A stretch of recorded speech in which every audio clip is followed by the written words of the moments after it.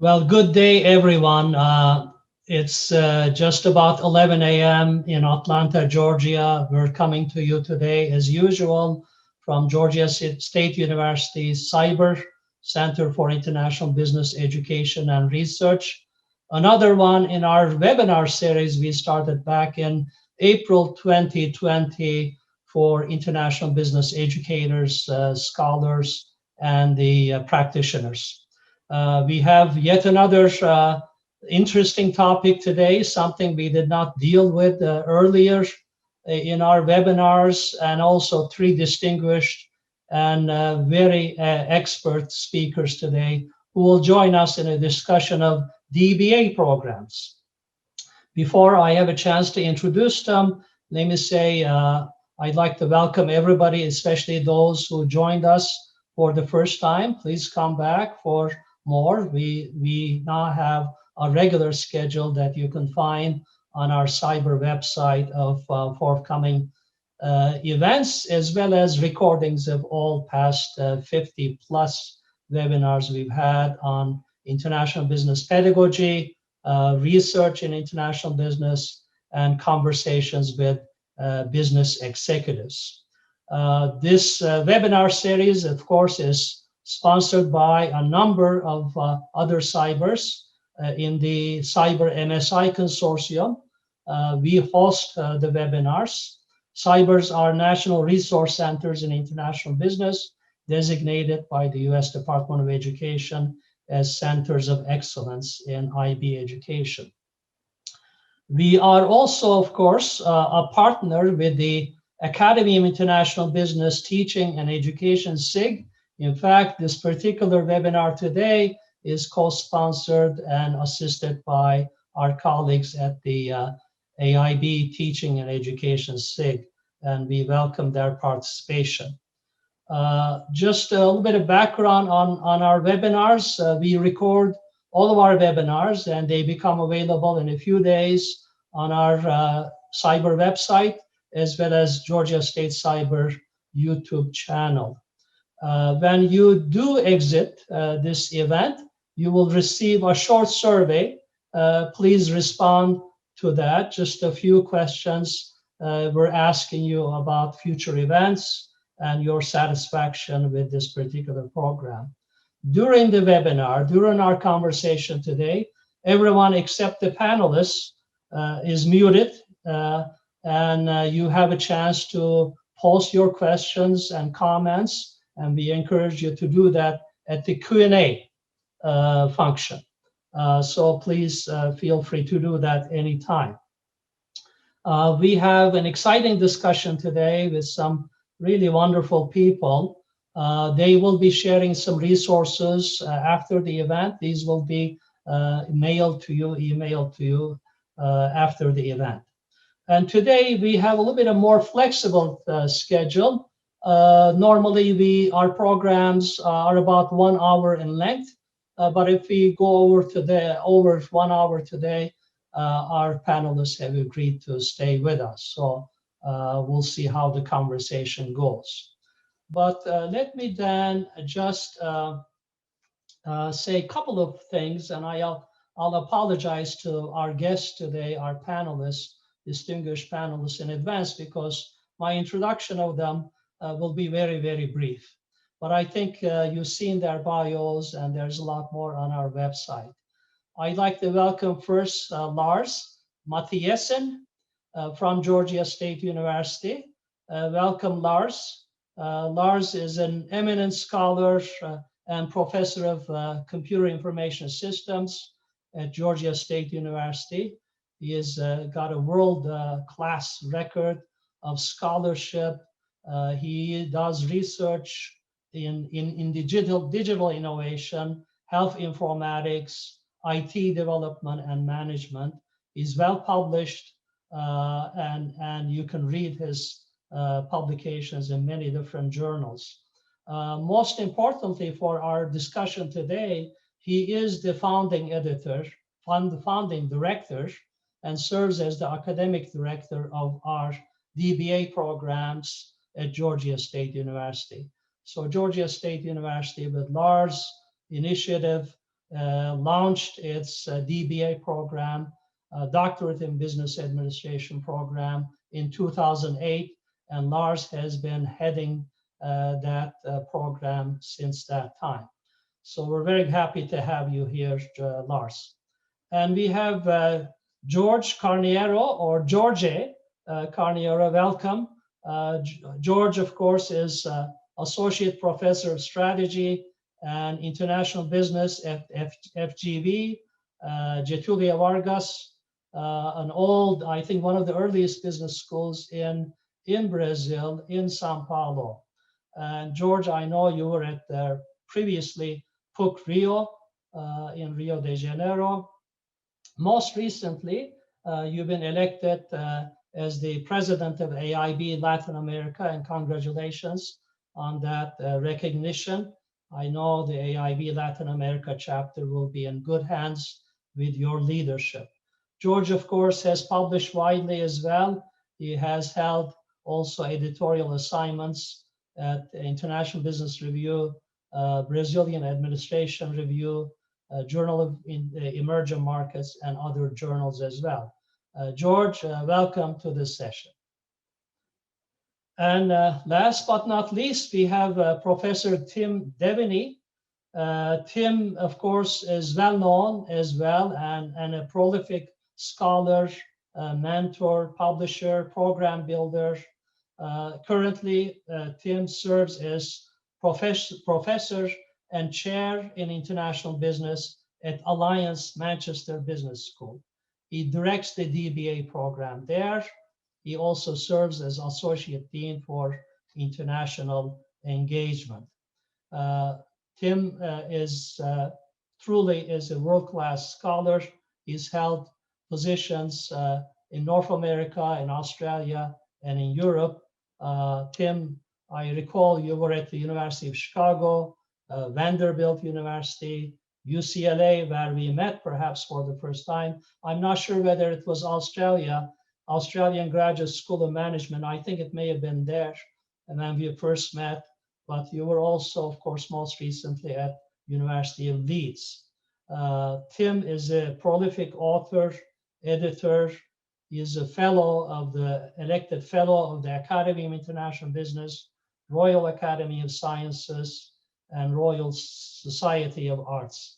So welcome, Tim, as well, and welcome to all of you. Before we begin our conversation here, I'm going to ask our wonderful people at the Georgia State CIBER to run 3 poll questions. Please respond to those so we know who is here with us. We have more than 100 people who join us today from around the world, and welcome to all of you.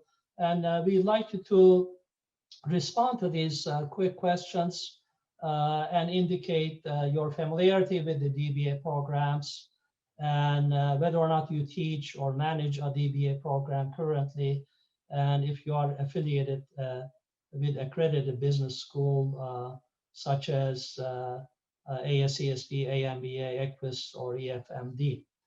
So with that, let me just, while we're running the poll and everybody's responding to these questions, maybe I will start with you, Lars, and ask you to tell us a little bit about the DBA programs, which by now I think is well known, but I think there's still a lot of us out there who may have a vague understanding of DBA, sometimes called executive doctorate programs. And you obviously were a pioneer in this program since 2008 and launched the program. What is the overall mission? What are the admission standards like enrollment, content, format, and then most importantly, I guess, target audience, target students, and their backgrounds and their placement and so on. Maybe you could start us, and then I'll go to Tim next, and then George. Thank you, Samir, and thank you for inviting me. Thank you for being here with all of you. Well, the DBA programs is actually a rather established tradition. It started out in the UK and the Commonwealth countries, and that's still where it is very strong. Over the past 15 years or so, it has caught on in North America, particularly in the US, And now today it is actually to be found all over the world. I think the best thing to start with is to say that there are now 2 terminal degrees in business. There are DBA degrees, Doctorate in Business Administration, and there are, as we all know, PhD degrees. So these are 2 quite different but related terminal degrees. The easiest way to think of them is that the DBA degree is an interdisciplinary doctorate, whereas the PhD is a disciplinary doctorate. So in that sense, there are lots of similarities between a DBA and an MBA, which is also interdisciplinary, but on the master's level, and a PhD and a Master of Science, which is also disciplinary, but on the master's level. If you talk about who the typical students are for DBA programs, they are accomplished professionals. And this is very important because in these programs, typically they are part-time, and the way you can build a good doctorate journey for these people is that they already have extensive business experience. So they can sort of bridge their experience with research knowledge to then build a dissertation of more practical nature. So I think that's the important characteristic to note. There are huge variations across the world in these programs, but they all have this distinctive feature of being different from PhD programs and to provide, can I say, practitioner researcher skills to accomplished people from industry. It is also finally worth saying that these programs typically aim at building better professionals, not necessarily directly to build academic professors, but it might happen, of course. So if you look at these programs, typically people that go into them will become doctors in practice and use their doctoral research skills to improve the businesses in which they work, whether they're private or public, large or small, whatever, and across industries. And some of them will then, actually quite many of them will then teach as adjunct faculty on a part-time basis. And some of them, say a fourth or a fifth of them, will actually eventually become typically clinical professors at universities. So I think as an introduction, that tells you where we are with the DBA programs. So the profile of the students you admit to the DBA program is definitely different than the profile of PhD students. And you tend to have working professionals, people who are still in or at work, and they tend to be more experienced, older perhaps. Is that fair to say? That is fair to say. So I can tell you that the average student in our program, the average age is 45 years. And we have students, the youngest are probably in their early 30s, 34, 35 maybe, because they must have extensive business professional skills before they come in, and they must have a master's degree. So they cannot be totally young. Mm-hmm. And we have people that even enter into the program in their 60s because they want to give back, they want to learn more, and they're lifelong learners. Mm-hmm. So it's fair to say the average age of DBA students are much higher than for PhD students, and their practical business skills are much more elaborate. Mm-hmm. So those are 2 important characteristics. Interesting, interesting. Michael and Rebecca, if we have the results of the poll, maybe we can see them. I'm going to turn to Tim. Here we are. So yeah, there's many people who joined us today. They're, I guess, quite varied in terms of familiarity. So there's a lot of people who are not familiar, and I'm sure they joined us today for curiosity, to learn more about your programs. And the interesting thing about these 3 individuals, scholars, they come from different continents, right? 3 different continents, 3 different programs. I think we're going to find some commonality as well as some differences as well. I'm going to ask Tim and George to talk about that as well. And then second question, do you teach or manage? They are not, many do not, and many are are affiliated with one of the accredited business schools. So that gives us a good, I think, background on our participants who joined us today, and we appreciate. Tim, turning to your Alliance Manchester program, which you lead, to what extent Lars' definition and profile of students fit yours, or do you have a different type of objective, mission, and different profile of students that you admit to the program? Yeah, I mean, our program has evolved over the years. So this year has been kind of radically revised, but I would think that one of the issues that we have is that our PhD program and our DBA program sit within the same structure, and therefore there's probably more structural similarities to our program between the PhD and the DBA, which I can talk later on about the problems that creates. But the thing that I think we try to focus on is we try to focus on not the contribution to theory, but the application of theory to specific types of problems.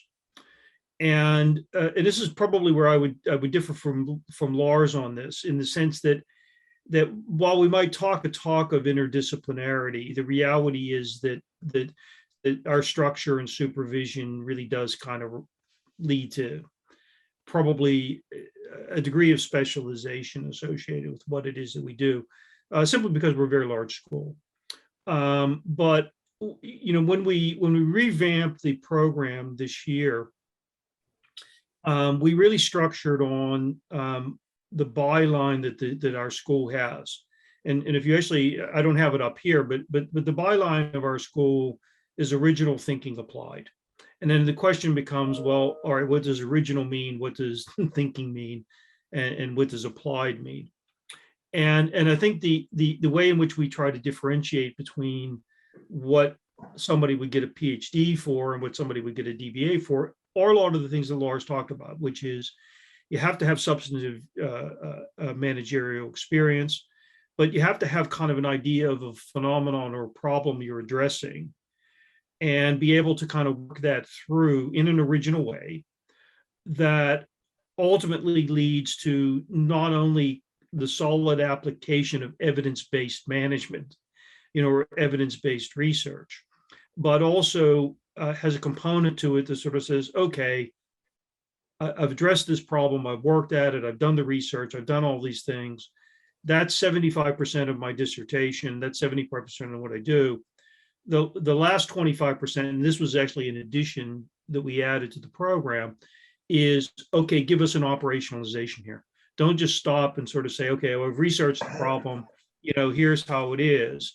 You need to kind of go that extra mile and say, okay, well, how do you actually address it? How do you contribute to practice, in the sense that you should have some, I wouldn't say toolkit, but you have to have some way of being able to say, okay, other managers can take this and walk away with it and have an understanding of how to address these types of issues or the phenomenon I'm looking at, in a somewhat structured way. So it has kind of a guidance aspect to it.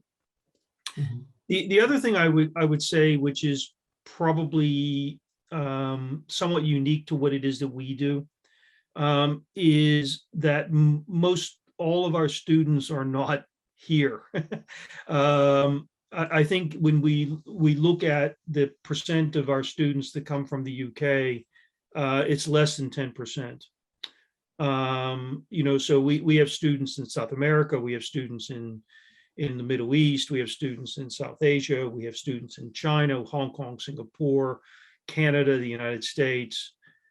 So we actually operate this very diffuse type of program, probably more so than many other places. And that creates its own dilemma. But the one thing that it really adds to is it adds to the fact that we try to differentiate ourselves by partially related to our academic rigor, but I think everybody says that. But also that we would argue we're one of the really truly global programs. The goal being we're not dominated by any one geography, and we sort of push that point. So I think our incoming class for this year, which is not very large, but it is one from Canada, one from the United States, one from Nigeria, one from Ghana, one from Singapore, one from Argentina. It's a real broad mix in that sense, and that kind of creates a difference from the PhD, which is 100% physically located in Manchester. But at the same time, what we've started to do is we've started to find points of overlap between the PhDs and the DBAs. So, for example, every year we hold a doctoral conference. This year it was 2 weeks. And that doctoral conferencing brings in faculty from all over the world, some practitioners, alumni, others, PhD students and DBA students in one way. And that's kind of a real key. And ultimately, when we look at the students, we recently did a survey and sort of said, okay, well, why are you here?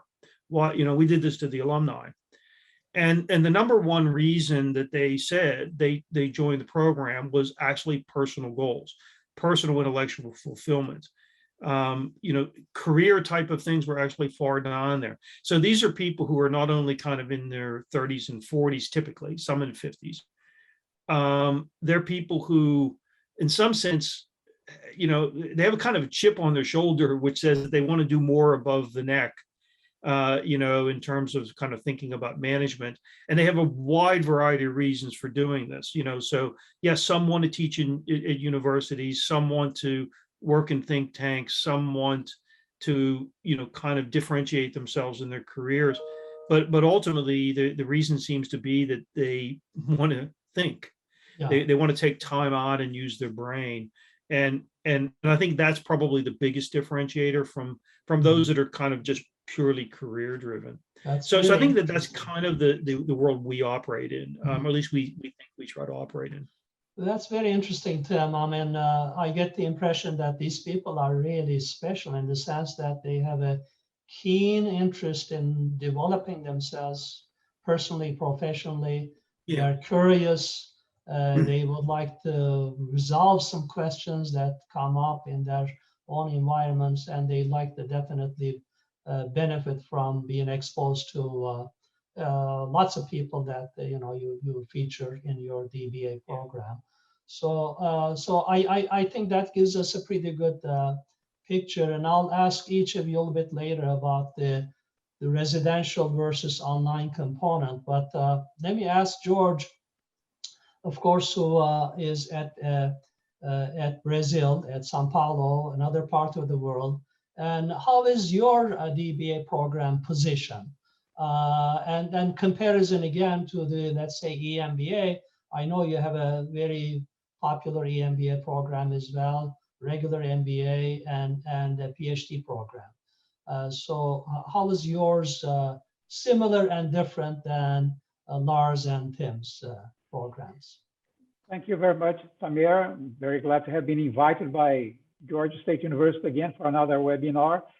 And I'm very happy to have been with FGV's DBA program since the very beginning, 2016, when we launched the program. Actually, I'm faculty in the program. I'm not the academic director. The academic director of our DBA program is in the audience, my colleague, Professor Thomas Wood Jr., who gave me the chance to be here. Thank you, Thomas. We have a lot of similarity to what Lars and Tim said regarding the students, right? They are all accomplished executives or else founding entrepreneurs of businesses, right? And they really want to, a lot of what they want is to make better decisions, to run their companies better, right? They're not there for higher salary or things like that, although they will get that. But the fact is, as Tim said, evidence-based management is what we, let's say, train them to do, right? Somebody here in the question and answers asked about whether there are specializations or not. I second Lars. This is an interdisciplinary, multidisciplinary program. We don't want our executives and entrepreneurs to be experts just in a given field, right? So they are going to run their companies. So they have to know about finance, about operations, strategy, marketing, human resources, innovation, and so on. But of course, at the end of the day, they'll have a supervisor. And the supervisors happen to be people like us who also teach at PhD programs, at least in FGV, it's like that. So I supervise regular academic PhD students, and I supervise DBA students. And of course, I have my special expertise. So people who at some moment will want to go deeper into strategy or international business, they come to me and I advise them. But it should be very applicable, their final thesis, their final dissertation.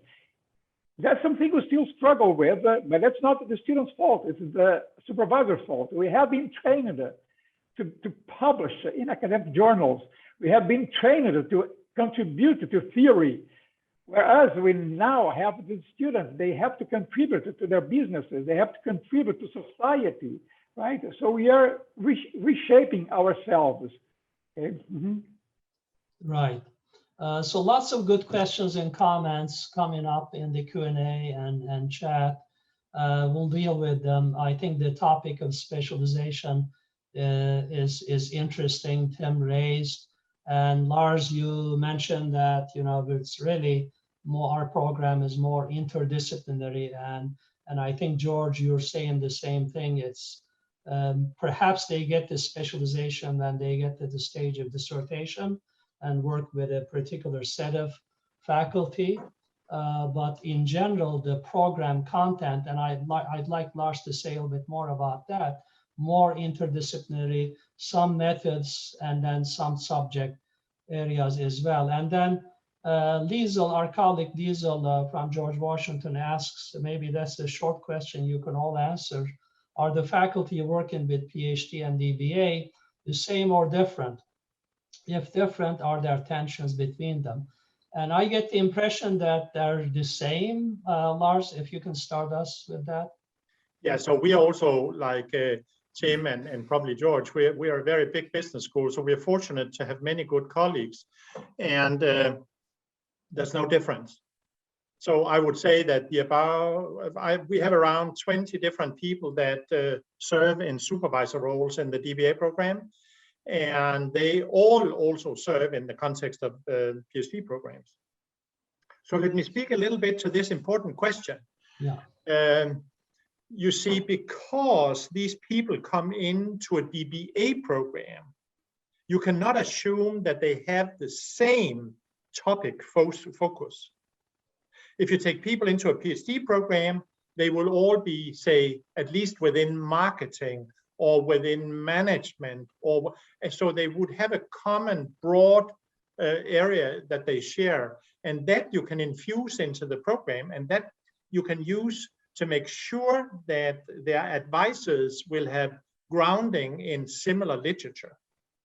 You cannot do that here. So our cohorts are 24 people. Each cohort is 24 people. They are all over the map, all business disciplines you can think about. So there's no way you can teach them something that can be a common basis for them in their dissertation, except when it comes to methods. So therefore, these programs are method focused. There are some content classes, but they're very general, like evidence-based management, executive decision-making, leadership in complex organizations, whatever. There are no specific topic focus because they can't share that.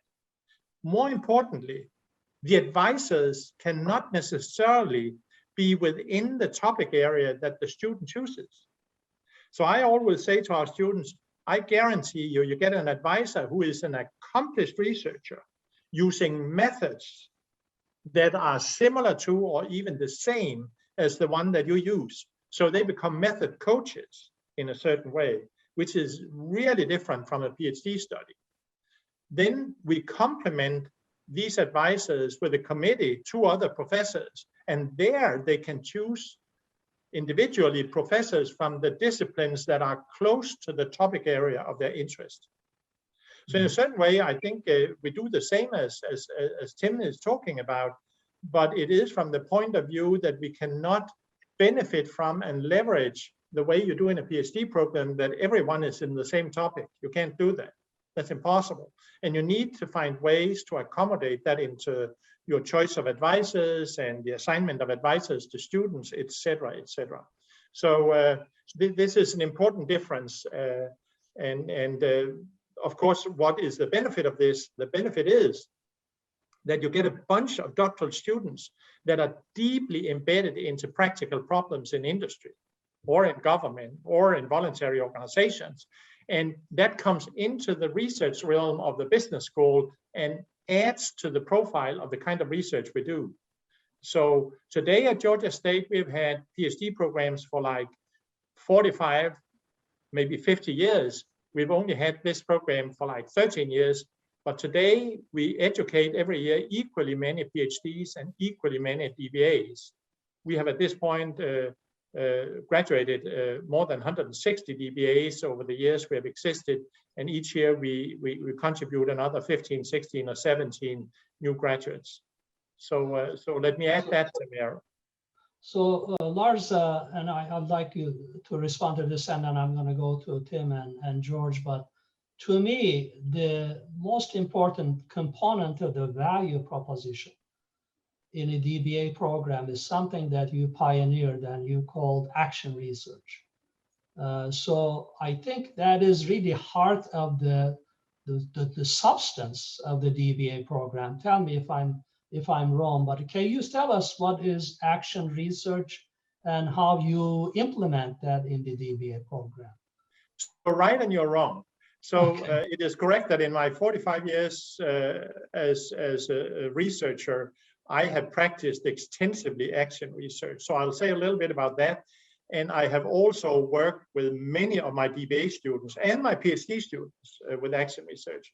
So action research is the idea that by focusing on a problem area in business, you can engage with people in business and try to help them solve that problem over time.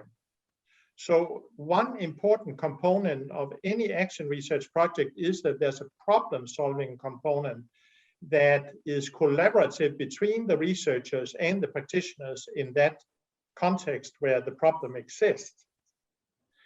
But at the same time, over that process, you then collect data about the problem-solving process. You interview people, you observe things, you collect a bunch of data, and that data collection you infuse into your research to develop new theory about what you're doing. So action research is both problem-solving oriented and theory development oriented in the way that I have described here. Mm-hmm. So that is correct. And it is a very well-established research method that has been around since probably just before and during the Second World War. Mm-hmm. Now, in our program, we do not enforce action research. We rely on what is called engaged scholarship. So Andy van der Veen has written a fantastic book of general interest to all of you that are listening. It was published in 2007, and it's highly, highly recommendable. And in there, he, contrasts engaged scholarship with, can I say, Eiffel Tower scholarship. So Eiffel Tower scholarship, you sit at the university, you have some data, you collect maybe secondary data, but you're basically sitting there in the world of academics and you're developing your theories and your findings and you get published in good journals. But engaged scholarship is scholarship where each individual researcher engages with the constituents in the real world that are interested in or engaged in the problems that the researcher is studying. And van der Veen then says there are 4 different ways in which you can do engaged scholarship, and one of them is actually action research, but there's also something that is called basic research, and there's something called design research, etc. I will not go into that, but in our program, we say to our students, you must read Andy van de Veen's book, you must be engaged scholars, because that is, in a nutshell, the kind of scholarship that we are doing in our programs. And that is, of course, very well aligned with the idea that they themselves come from a practical background, are engaged in a practical background, so they can wear two hats. They can wear the hat of being the professional that knows about the context and the problems, and they can wear the hat of being the researcher that looks into that. The form under which they do that can be qualitative, it can be quantitative, it can be ethnographic, it can be action research, it can be many different things. So that's how our program is run. Yeah, Lars, if I can ask you to put in the chat or Q&A the reference for Professor Van de Veen's book. I know he's the one who retired from University of Minnesota recently. That is correct. It's a fantastic book. Yeah, I will put that in. Yeah, but that'll be great. Tim, along those lines then, is that a point of differentiation for your program, this action research concept? No. I think the issue that we have fundamentally is that we're and I keep kind of coming back to it, but it's a bit of broken record. We're locked within the structures of the university when it comes to doctoral education. So a lot of DBA programs have a degree of independence in the sense that yes, they are a doctoral degree, but a lot of the kind of components are different. From our standpoint, we actually have to meet all the organizational requirements associated with that, who can supervise, who can't supervise, on down the line, right? So it creates real constraints for us in that regard. But given that, I think that we try to differentiate ourselves in the sense that there's at times this idea that sort of kind of, well, these individuals coming from practice have all of these phenomenal insights, they're on the ground, et cetera, et cetera, et cetera, but as I always used to point out, every McKinsey consultant I know was educated by an academic, most likely, probably an MBA or an executive MBA. These ideas actually boil up from theoretical and kind of more pure scientific ideas. And one of the issues that you run into with the executives who come in and then they want to get a doctoral degree is they actually lack structure. They're very good at solving problems, but they lack structure. They, and in that sense, they're very similar to engineers during the Industrial Revolution. I mean, one of the funniest thing about the Industrial Revolution is that most of the engineers creating the Industrial Revolution, they had no science behind what it was that they were doing. There's a fabulous book by Joel Moker, who's an economic historian in Northwestern, on the Industrial Revolution, and says, look, they didn't do science. They basically tinkered. And most managers don't do science, they tinker. And so what you tend to find is that they don't have structure to the way they put their ideas together, or it's very superficial. Invariably, they have great difficulty writing. They're very good at putting slide packs together, but they're not very good at a 50,000, 60,000, 70,000 word dissertation. Very hard for them. And so what we tend to try to do is we tend to try to give them from the beginning structure. But that doesn't belie kind of the value of practice. So one of our introductory courses that they take is something called evidence-based practice research. Now, Andy van de Veen's book is in that, and Andy's actually talking in class. But so is Bob Sutton and Jeff Pfeffer's book on BS. So this idea that there's a lot of nonsensical junk out there that passes as kind of scientific or consulting wisdom, but is really pretty dodgy. And but as part of this,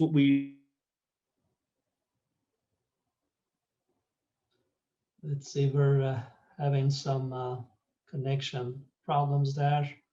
let me, while Tim is coming back on, George, if you can comment on this, I mean, the action research, applied research, and Tim, are you there now? Can you hear me now?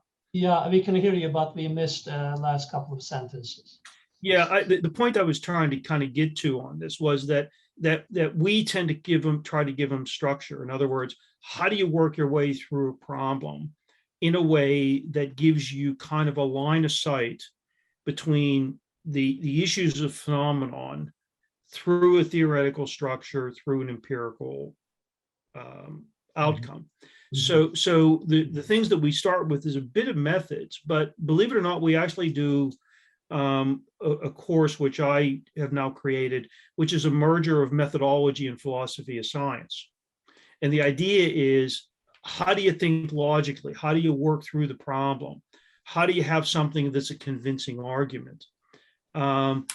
Because one of the things that we discover is yeah, you can teach them methods, but they struggle to structure things in a way that is really kind of justifiable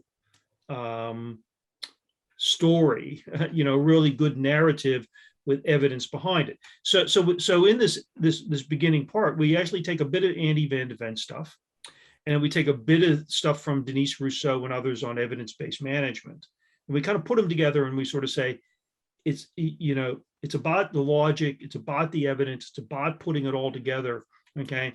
And they have to kind of break 20 years or 15 years of habits, which is to kind of be a little fast and loose with data, be a little fast and loose with logic, be a little fast and loose with where they cherry pick ideas, because that served them very well as managers, right? Because their job is to solve problems, not to understand causal links.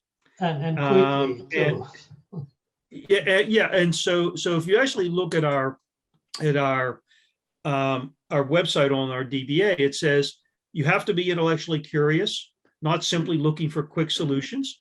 You have to be motivated by a desire to understand cause and effect chains that ensure that when decisions are made, they're logically based and sustainable. Okay, and then be driven by personal motivations and other things like that. And I think that's kind of what we're trying to get them to do, because they're not PhD students, which means that they've gotten themselves into bad habits.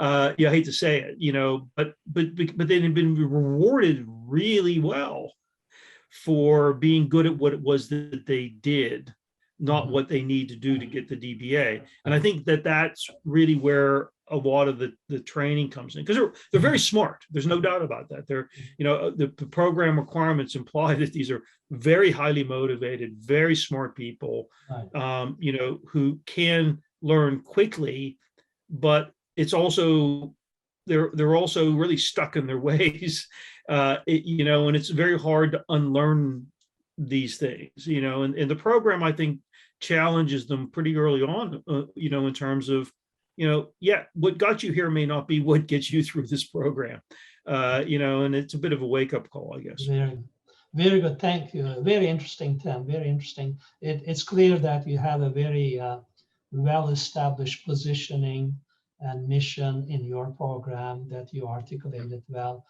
George, turning to your program, so how do you resolve this dilemma?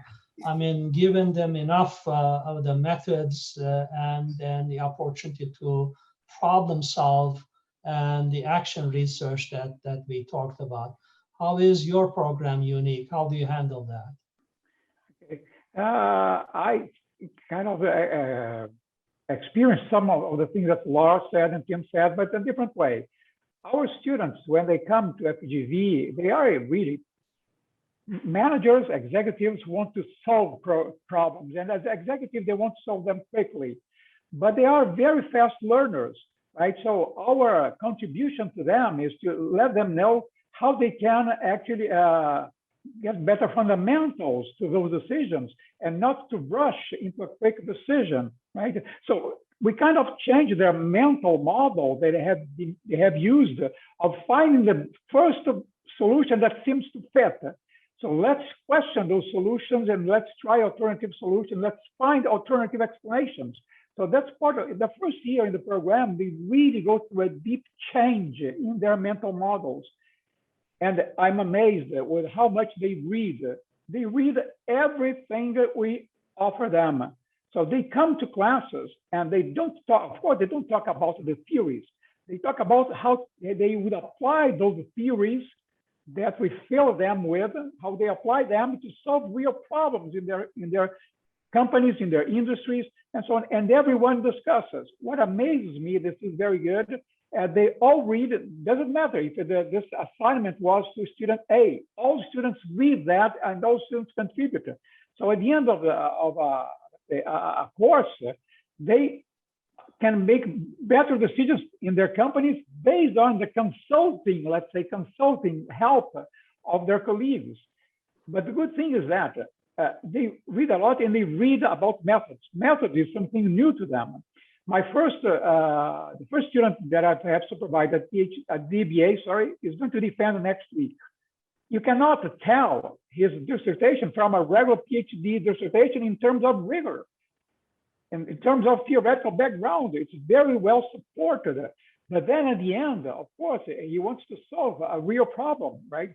So at the end, we really have which should be the last chapter. We're struggling to have the last chapter as action research. The academic director of the program, Thomas Wood, he's pushing us and the students to do that. Some students are doing that, right? Some are still doing more, solving a practical problem in general in their companies, but nothing more interventionist in that regard. So action research is still a desire for us. Some students are doing that, but we as let's say as scholars, most of us have not been trained in action research. So we're also learning how to do that. Lars possibly can train us with his experience. And one good thing is that in the professors that teach at the DBA, they may be the same that teach at the academic PhD program. At the DBA, all the professors have long executive or entrepreneurial experience. So they are better to dialogue with the problems that the students have, right? Right, excellent, excellent. I get the feeling this is probably true for all three programs we're featuring today. Peer learning.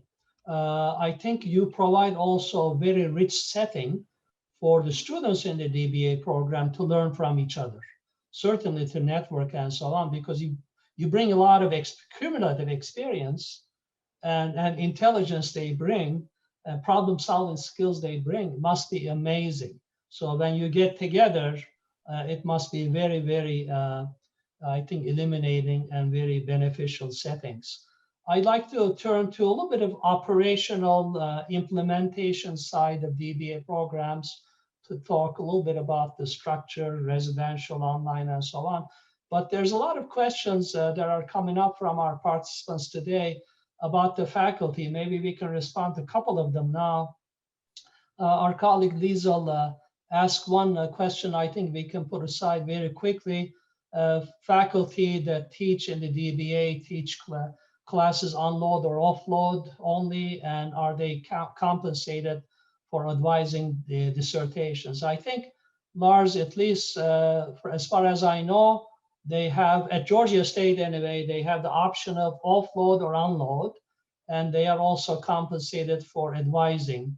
Yes. Could you say a couple of things about that? Let me very quickly say something about faculty. That's a choice, and there will be a difference across universities. In our case, I choose the advisors as academic director, and they must have two qualifications.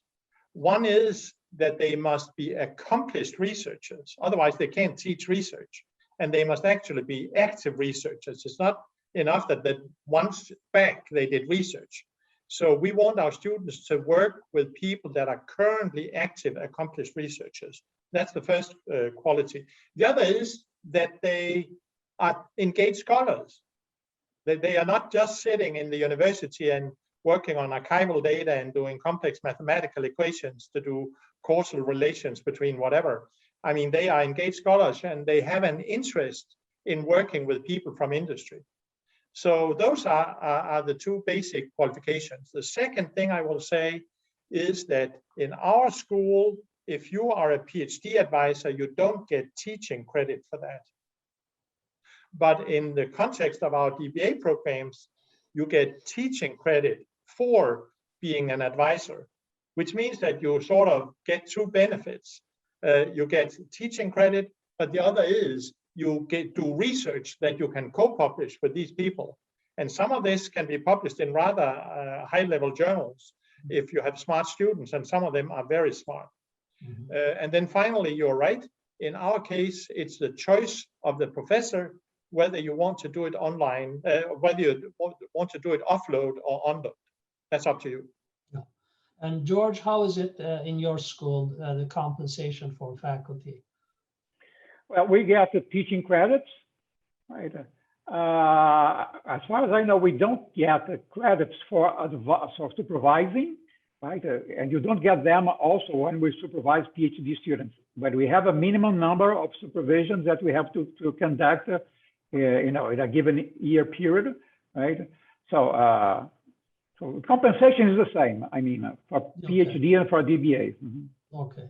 And Tim, how do you incentivize your faculty in the DBA program? Poorly. The big issue we have is that there is nothing offload. If you mention it in a high level meeting, you probably would have your head handed to you. So there is a institution-wide ban on that. So you have this, everything has to be on load. That creates real capacity issues. And we also have all of these rules that say, for example, you can't supervise a student unless you have successfully supervised a student. I know that sounds Kafkaesque, but it's one of these situations where a professor could come into Manchester, have 30 PhD students historically. If they have not within the Manchester system successfully co-supervised somebody with somebody who has successfully had a student go through, they can't supervise. So there are kind of these institutional rules which operate. What we're more flexible on is co-supervision, because every student has two supervisors. That second supervisor can come from any place. So it's the primary supervisor who's kind of and it's really quality control mechanism, right? It's a University of Manchester degree. The academic who's the primary supervisor must be a bona fide full-time Manchester academic, and that's just university role. But the second supervisor can come from anywhere, and so one of the things that we're really looking at doing now is to create kind of an adjunct faculty of these co-supervisors globally. Because the irony is, for example, that we have joint PhD programs with several universities around the world, and the goal was to expand that, which means we have a lot of partner universities. Which means if I have students in the United States, it's conceivable that they could have a supervisor at our partner institutions in the U.S.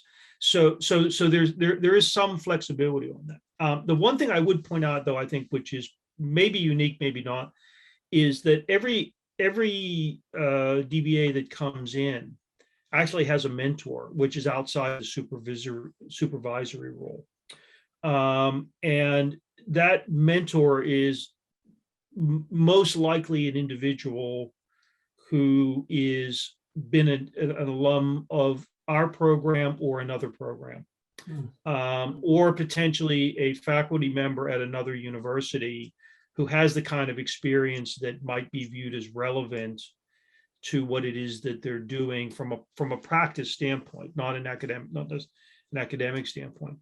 So there's that, and I think the idea of the co-learning kind of, you throw them kind of in this intellectual pool.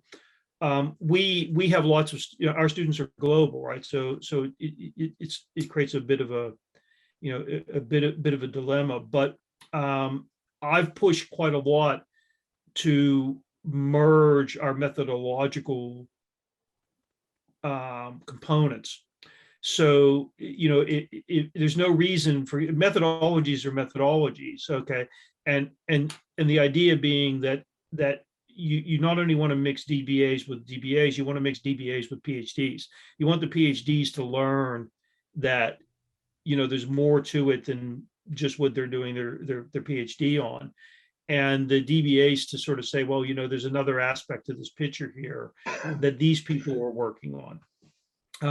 So I think that we try to get our kind of economies of scale and things like that from that.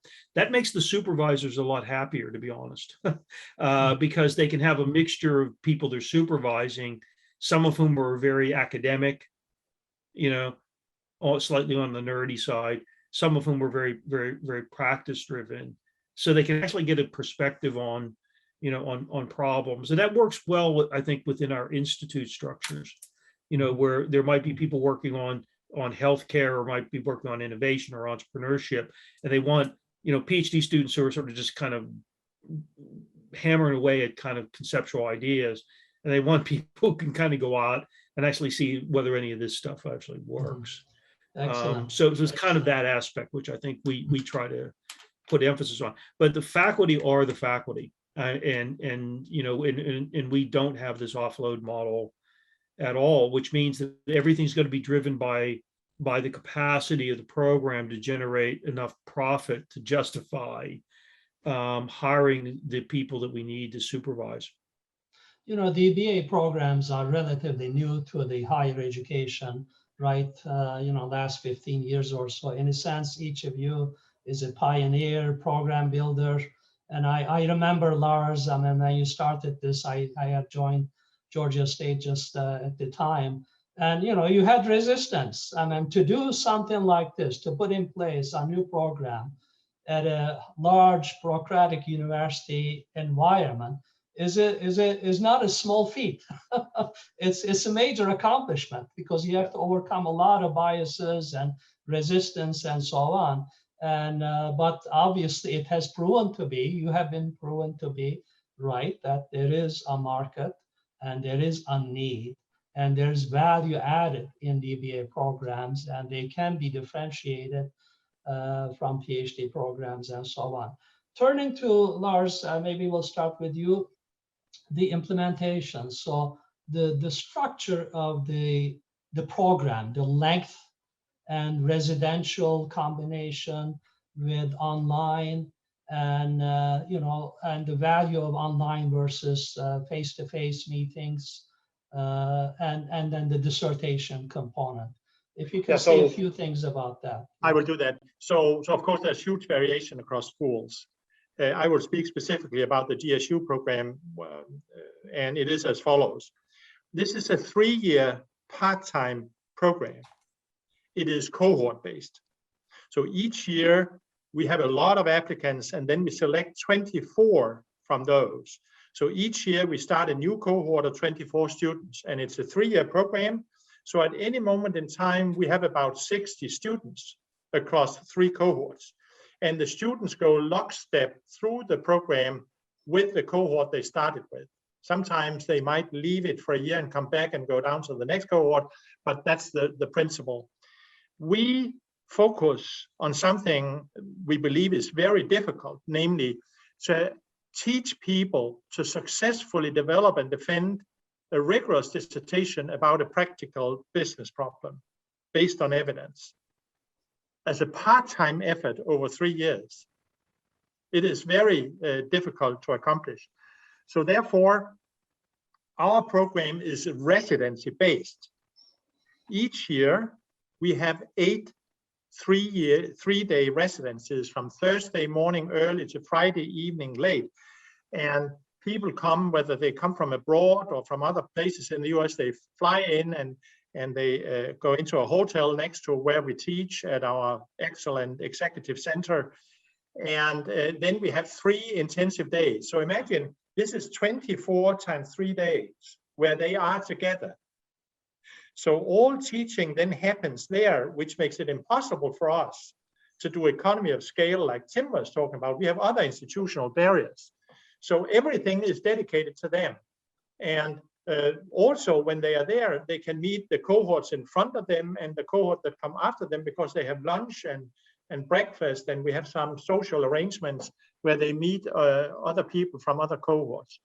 So the reason we have this rigorous residency structure is that we set very high standards for the dissertation. And all our dissertations are on our website. I invite you to go to our website and you'll see more than 160 dissertations there. You can look at them. Of course, they have varying quality, but you will see that largely speaking, they are very rigorous, they are well written, they are structured, as Tim talked about. And the reason we can achieve that is because we have so high emphasis on residency and face-to-face interaction and teaching.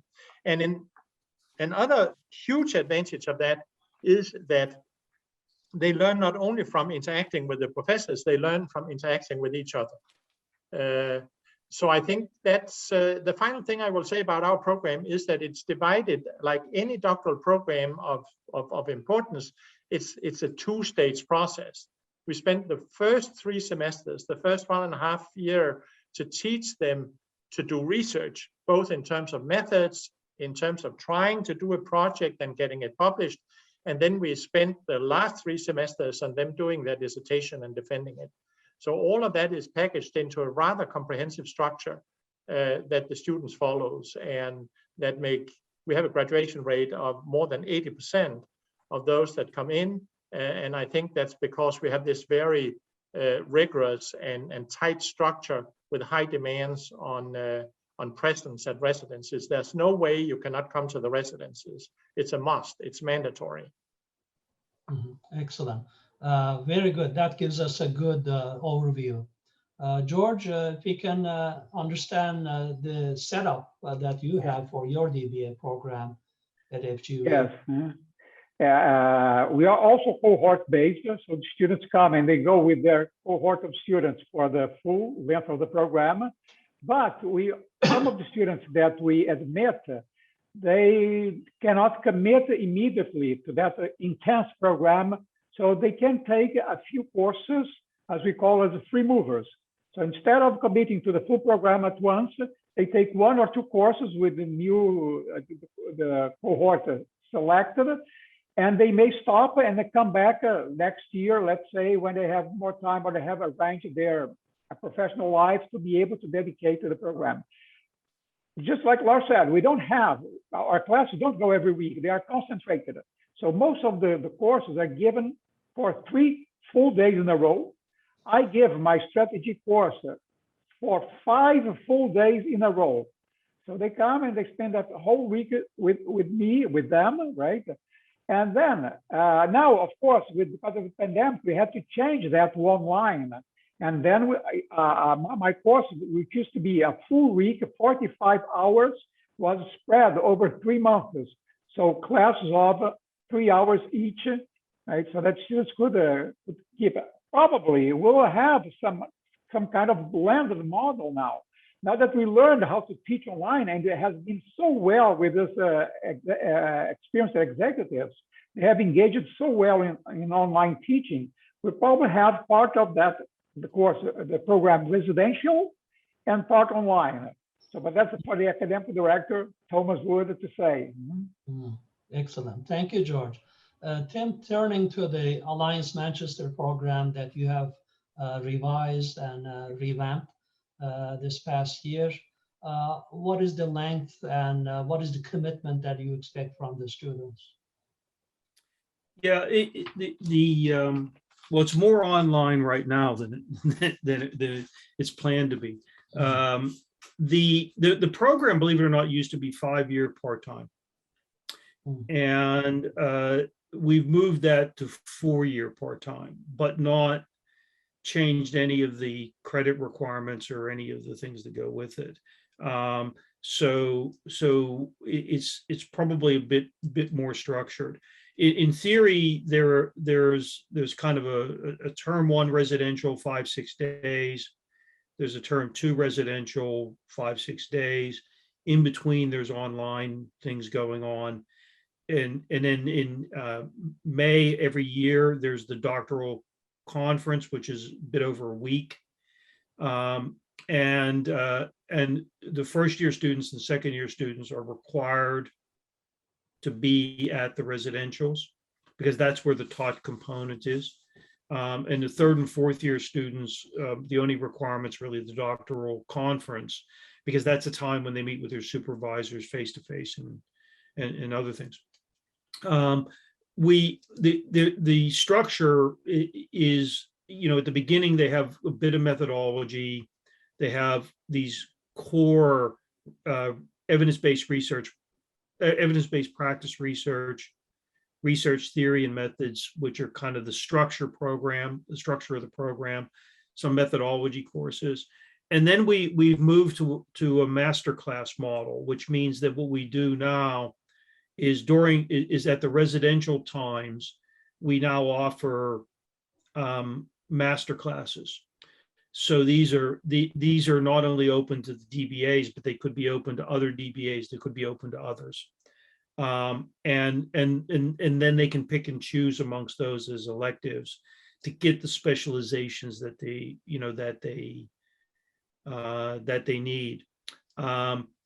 So the program, from that standpoint is ironically now exactly the same length as our PhD program. Our PhD program used to be 3 years full-time. It moved to 4 years full-time. Our DBA program was 5 years part-time. It moved to 4 years part-time. But there's kind of a bit of a bit of an overlap there. We don't, like a lot of other programs, we don't have enforced theory courses. So this is where we kind of have these masterclass ideas. So they could have a masterclass in international business, international business theory, or international business, international trade. They could have one in leadership. They could have one in very specific areas. Their supervisors could also argue that there are things they need to take in other locations. We're all open for those sorts of things. So we're quite flexible that way.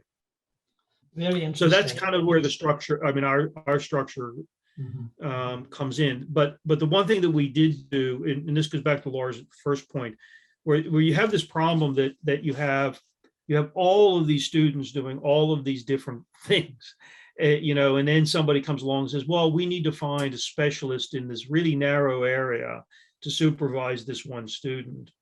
And we found that was a total nightmare. So what we did is we got all of the faculty to come up with thematic areas. So, there's some places where you can do a DBA on innovation or a DBA on finance. But we actually have these thematic areas, and the student, when they apply, basically has to say, I fit into these thematic areas. And if they fit into those thematic areas, then we have an idea of where it is. We can find supervision. But also when we put a master class together, or we look to do that, we do it based upon the thematic areas. So that what we're doing is we're creating, let's say, doctoral level readings types courses or interaction courses where we can bring faculty from all over the world. We can have them come from anywhere to do it. But it's based upon those thematic areas, and those are chosen by those have been chosen by the faculty as to where it is they want to see work done. Excellent, very, very good. As I listen to three of you, I'm just reminded, one of the challenges has got to be the management of the program, because we're talking about multiple cohorts, fairly large number of students at different levels of the program, and coordinating the dissertation work, the coursework, the network, and everything else that goes with it. You need a good team. It can't be just a single person. So Maybe the next topic we'll discuss briefly is when I look at the landscape of DBA programs. Tell me if I'm wrong, but I get the impression that there's a proliferation almost of DBA programs emerging everywhere, and maybe more in Europe, I'm not sure. And I suspect they're not all of the same quality. So there's obviously the accredited institutions such as yours, that brings a certain degree of reputation and credibility. You're all at established business schools, but how do you? There's still the challenge for the potential student out there, Lars, to differentiate your program and to properly position it as a legitimate program, value added, and so on. At the same time, it's an expensive proposition, both in terms of time commitment and financial commitment. It's not a small, we didn't talk about tuition, but generally speaking, these are revenue generating programs, right? That's my impression. So Lars, how do you see the landscape of these DBA programs? And I know you're very active in the accrediting institution of the DBA programs. You have your own, the Executive DBA Council, right? That's a governing board or perhaps accrediting board. Could you say a few things about that? Yeah, so let me say a little bit there. So when I started in 2008 to come into this area, there were in the US 2 or 3 programs in 2008. Most notably, there was Case Western Reserve University that had and still has a very high profile program. In Europe, it was different. I knew that in the UK, there was a long tradition for these programs, and there were well-established programs, both in the UK, in Hong Kong, and in Australia. So that was the scene. Today, there are close to 40 programs just in the US. So this speaks about the growth in these programs. And my prediction is that will continue to happen because there's a need for these people, both in industry and in academia. We can return to that. That poses, of course, the quality question. How do you as a manager make sure that your program is of high quality? And how do we together create a community that ensures and helps institutions make quality programs? So 10 years ago, our university, me from our university, and Kalle Littinen from Case Western Reserve, and people from Europe, from Paris Dauphine in Paris, and from Cranfield in the UK, we got together and we created the Executive DBA Council. Today, you can look at the website. I sent you information and slides you will get afterwards. There are 65 members of that organization. We made certain decisions there, and actually, Tamir, this is not an accreditation body. So we separated out a community body that would help schools develop and such programs, and then the accreditation side.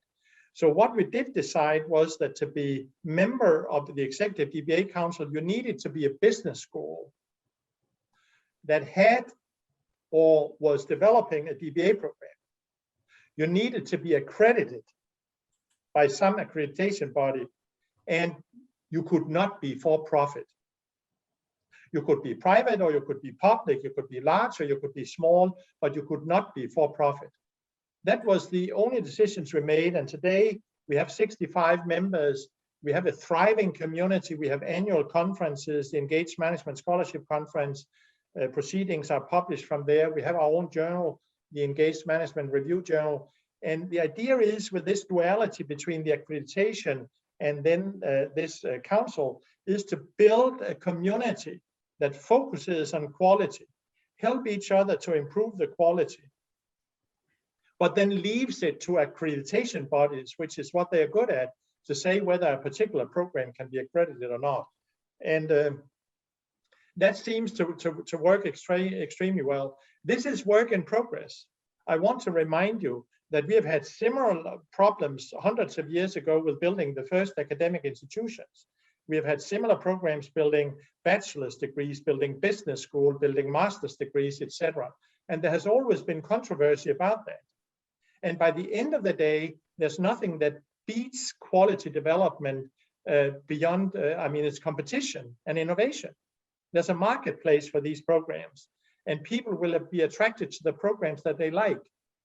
So as a final statement, I will say that in the Executive DBA Council, you can go and look at the website and you can see how programs along multiple dimensions can characterize themselves. What do they cost? How long time do they last? What is their faculty? Is it online or not? Is there mixed? On and on and on. So they can characterize themselves along many dimensions. And then it will be up to the students that are looking for such programs to choose what they favor and what they favor less. And then competition is there, and competition will stay there. So even if we collaborate in the Executive DBA Council, we're all competitors. And I think that's the way it should be. And we leave it to the accreditation bodies like AMBA in the UK, which is excellent, or AACSB here in the United States to accredit us. So that would be what I would say about that issue. Excellent, thank you. That's great background. George, so this issue of communicating value, communicating quality about your programs, how do you go about that and differentiating it from perhaps not, perhaps what we can call shadow DBA programs? Well, in Brazil, this is a very new initiative. So FGV was the first school to launch a DBA program in Brazil. That was 5 years ago. Now, as far as I know, there are 3 other schools with DBA programs. And actually, the regulation from the Ministry of Education came only later. So in the beginning, the DBA program was attached to the regular PhD, which was accredited by the Ministry of Education. And DBA would be an additional research line, if we may. Now it's a regular program, just like the professional masters, regulated by Ministry of Education. In Latin America and Caribbean, as far as I know, there may be some other 6 or 7 DBA programs, not more than that. And in fact, it's not in Brazil, the schools that have launched DBA programs are some of the best in the country. So there's no question about the value of the program. People believe in the schools, right? They are accredited and they are top ranked by the Ministry of Education. But the academic director of the DBA program sent me the names of several types of programs around the world. So besides the DBA, some are called executive DBA. Some are called professional DBA, right? Some are called executive PhD, executive doctorate in business, doctor of management, doctor of professional studies, doctor of organizational change. I really don't know what is their positioning there, right? Maybe laws can help us with a better uniformity regarding classification, right? We still have a few students coming, right, compared to laws. We admitted last year 14 students. We could admit, let's say, 20, but our bottleneck is supervisors, actually. I think it's everyone's, right? How many students one can supervise.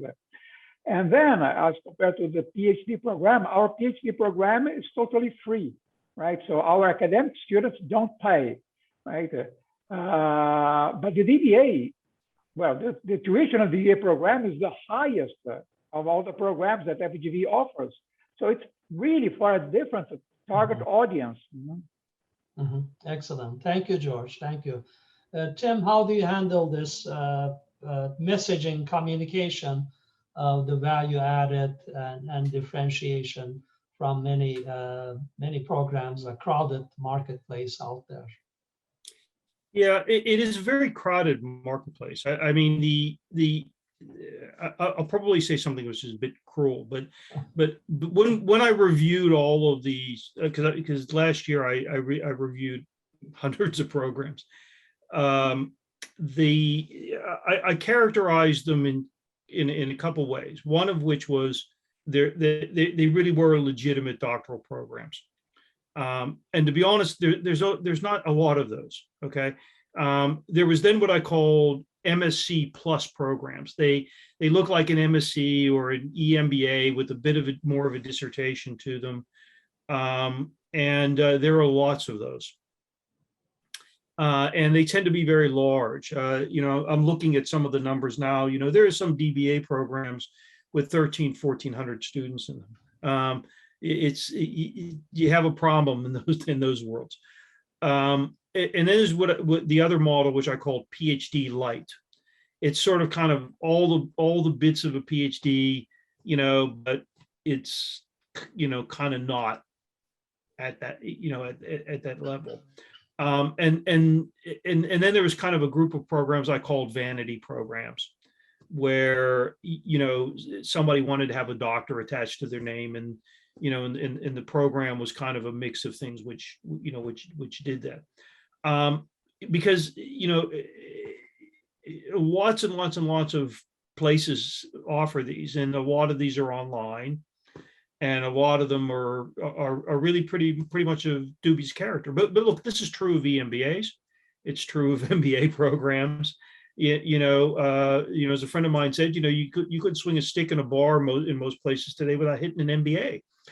So there's lots and lots and lots of this, but I still think that there's still a lot of value and quality, because we're not looking for hundreds of students here.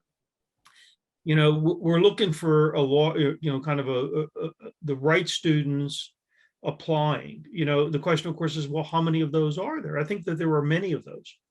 The key, in some sense, is to get good enough segmentation so that the students that come to you are the students that you're really targeting in terms of the mixture of the things that you want.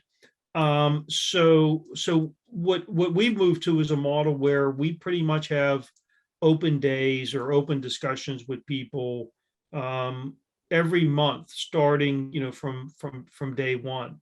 When we started to open up our program this year for applications, we had more than 3,000 inquiries. We admitted, we'll admit maybe 10 people this year.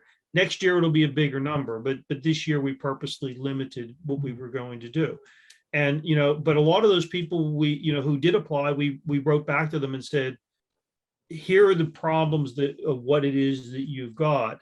You should apply later on, but work to deal with all of these sort of things. And the idea is that what we're doing is we're developing kind of a pool from which we can start drawing people at the right time, because I think one of the problems with a lot of the DBAs is they apply, but they're not really ready.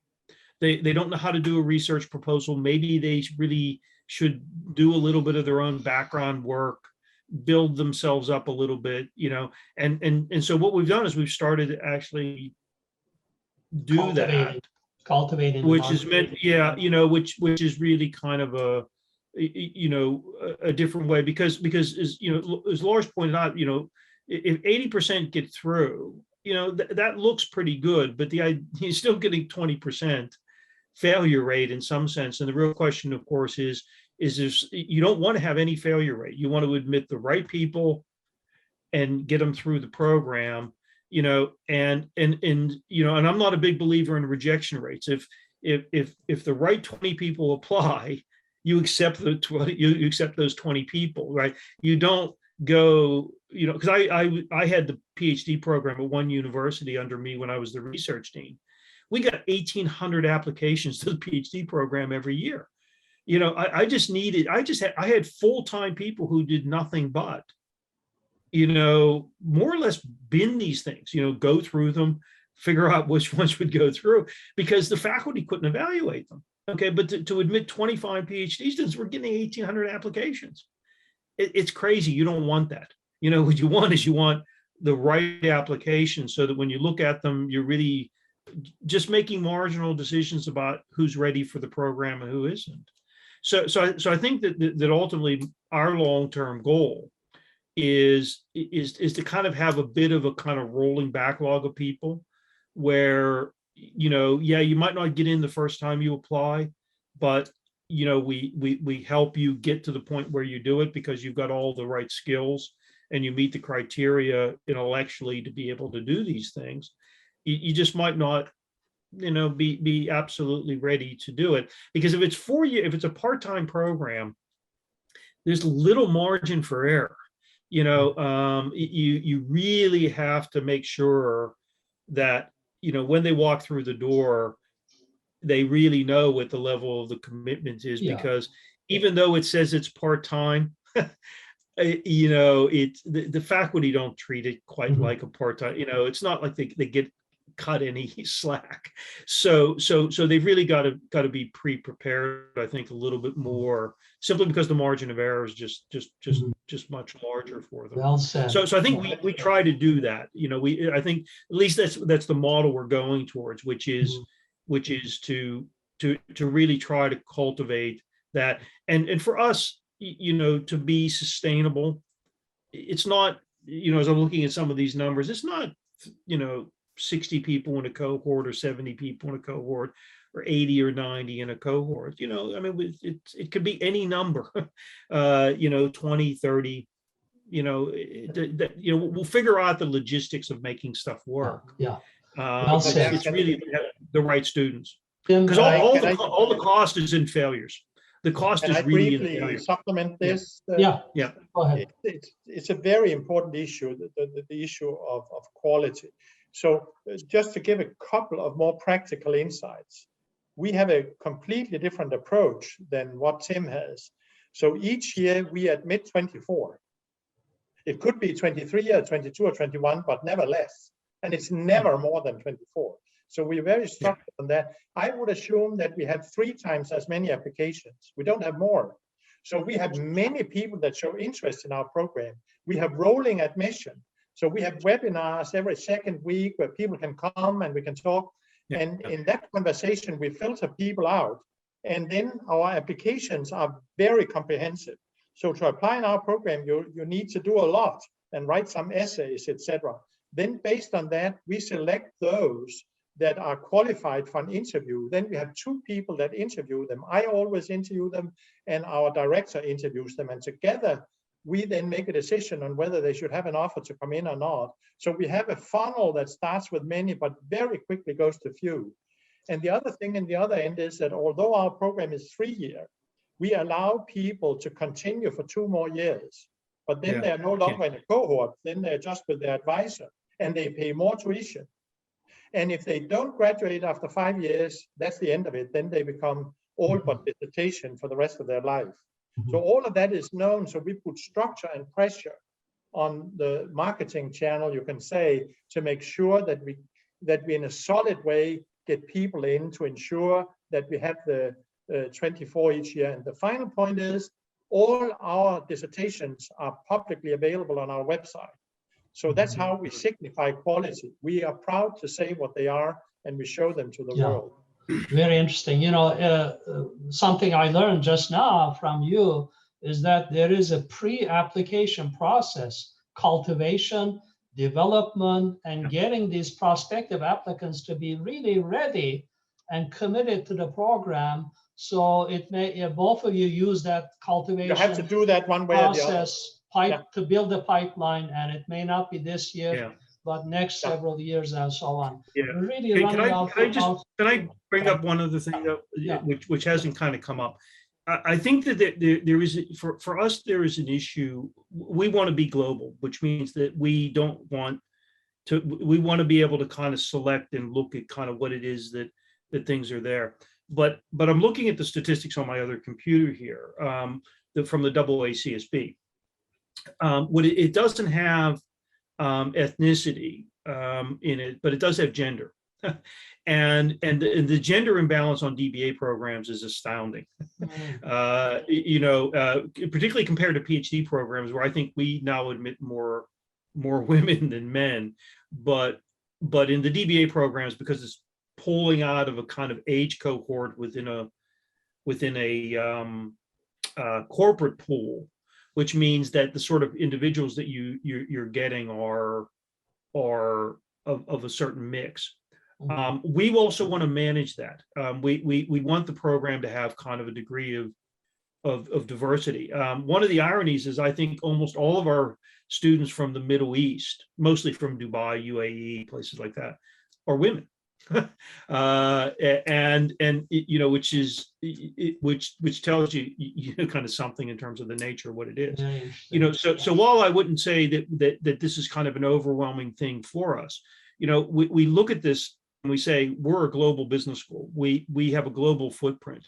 Therefore, we want students from Africa. We want students from South America.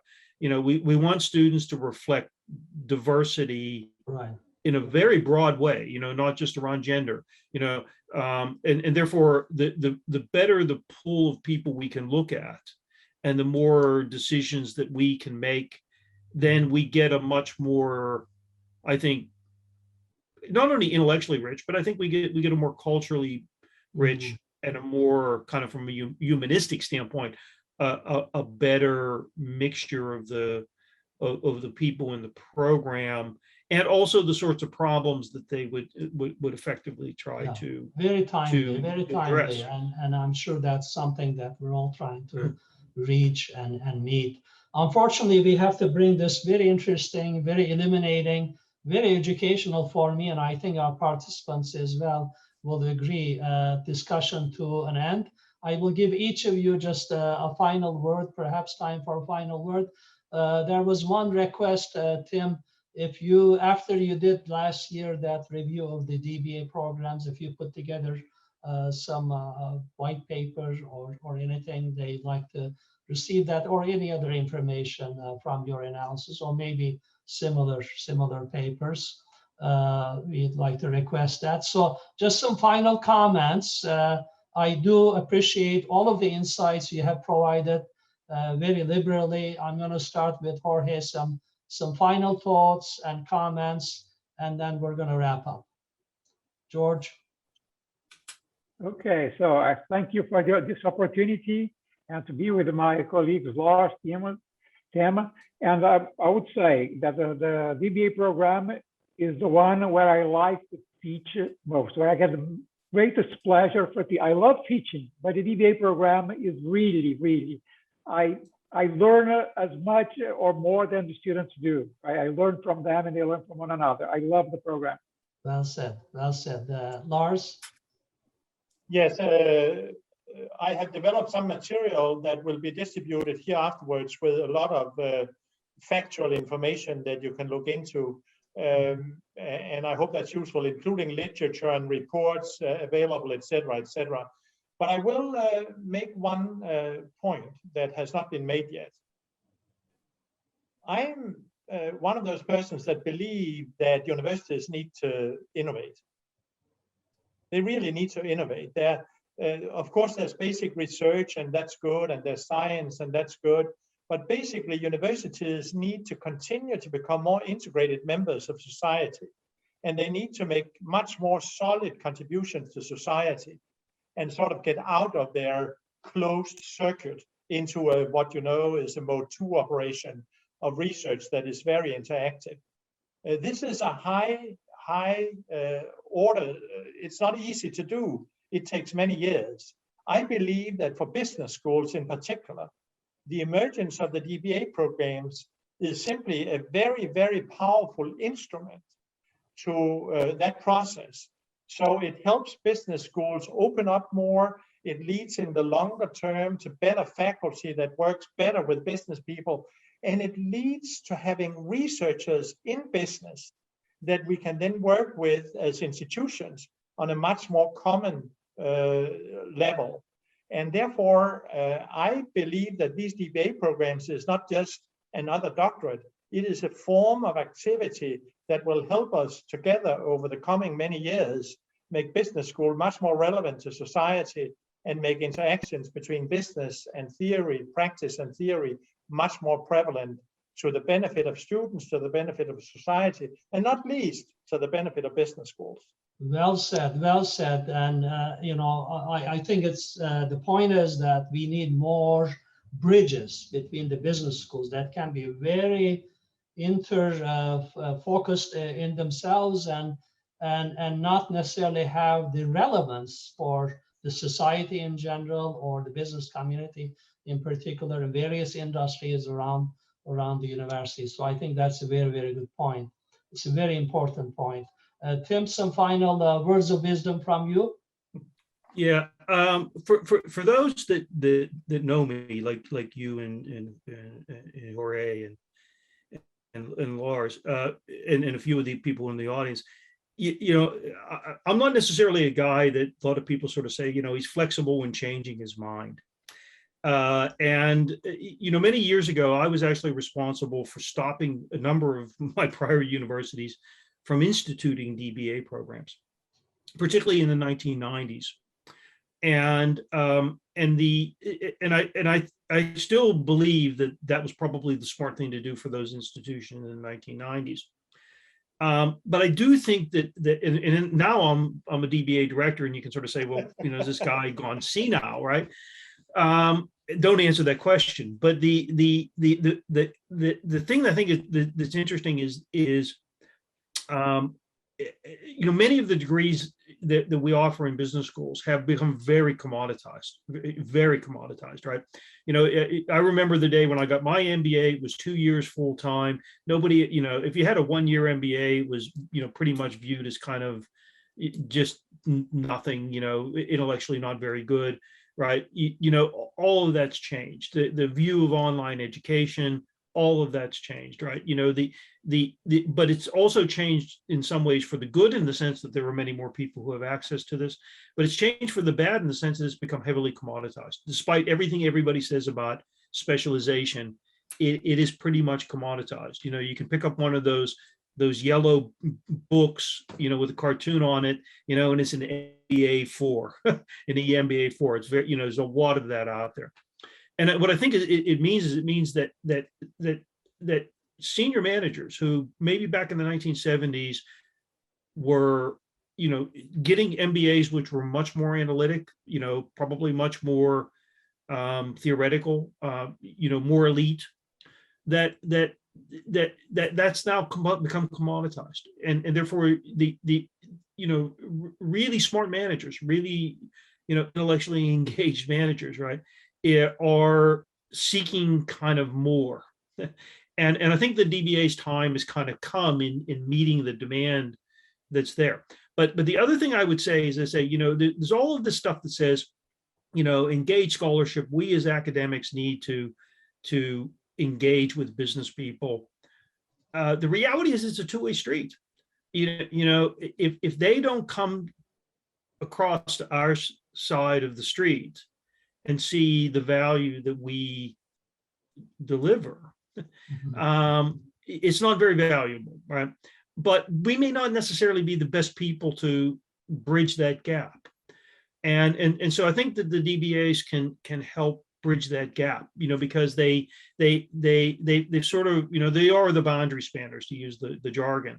They are the people who, they've gone over to the other side, and it's not quite so dark and dismal. And therefore they can be really, the people who not only kind of engage with business, but say, you ought to listen to these academics, more than you do, because they actually do have something to say. They may not always say it the way you like it to be said, or the way you want it to be said, but our job is very different. As I wrote an article in the Financial Times about the value of meaningless academic research in business. And part of it is that we as academics do have to remain disengaged from business to some degree, so that we can be truthful. But we also have to be engaged to some degree so that we can be influential. And those are, it's a very tough balancing act between, how much can you be engaged without being captured? I think you provide, and I think the DBA helps us to do that. Yeah. You provide great reason for being, or justification for the timing and importance of DBA programs. I think that's very profound. Lars talked about being relevant and giving back to the society, building bridges, and you're talking about the time has come for the sophisticated, managerial class, the more elite, the more thoughtful, more intellectually driven class, to be ready to consume, to digest more of what academics can offer. I think that's wonderful. Unfortunately, we have to end this session, bring it to a close, but I cannot thank you enough, Lars, George, and Tim, for your wonderful insights. As we wrap up here, we'll mute ourselves, and you are free to turn off your audio, Lars, Tim, and George, because there are some questions for the next 5 minutes if you'd like to respond to some of the questions in the chat and Q&A. And in the meantime, music will play, and we'll see the next program in the cyber webinar series. I'd like to thank everybody, more than 100 people who joined us from around the world, for joining us today. And we'll see you at the next webinar. When you do exit this webinar, please do respond to the short questions that you will receive in a separate email. Thank you, and have a good rest of your day.